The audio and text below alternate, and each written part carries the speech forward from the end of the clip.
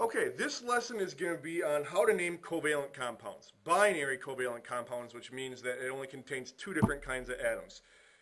There is almost nothing easier than naming covalent compounds, but the first thing that we need to ask ourselves is how do you tell whether it's an ionic compound or a covalent compound?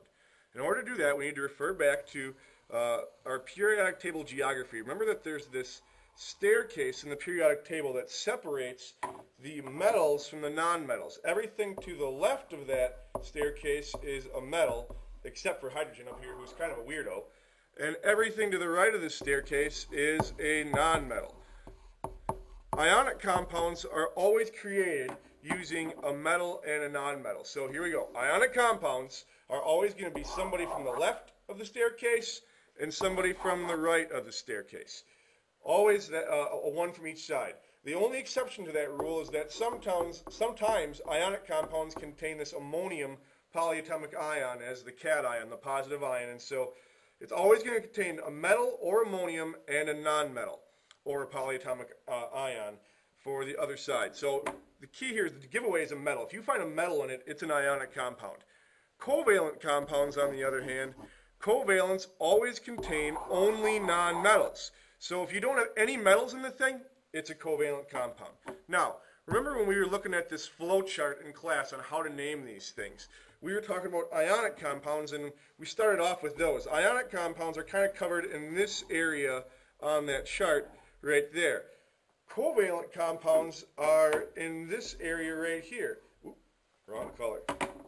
Are in this area right here. That's what we're going to talk about, covalent compounds. The question that gets asked right here to tell the difference is, does the formula begin with a metal or with ammonium? If it does, then you're talking about ionic, and that's a whole different animal. But we're talking about covalents here, and covalents are super easy. It's important for us to look at these prefixes right here for covalent compounds, and I kind of zoom in on them here, right there. For covalent compounds, it's very, very simple. You simply use these prefixes to say how many of each kind of atom there are. If you got 3 of an atom, you put a tri in front of that atom's name. All of the names end in "ide," and we never use mono if it's for the first element. So the mono prefix is only used if we're talking about the second element. The best way to learn this is to start by doing some examples. So let's do these together.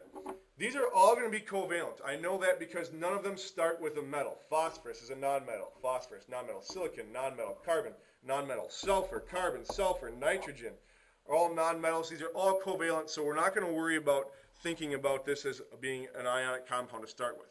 All right? So this first one starts off with phosphorus. I thought I misspelt it there for a second. Phosphorus trihydride. We put the tri in front to say that's how many hydrogens we've got.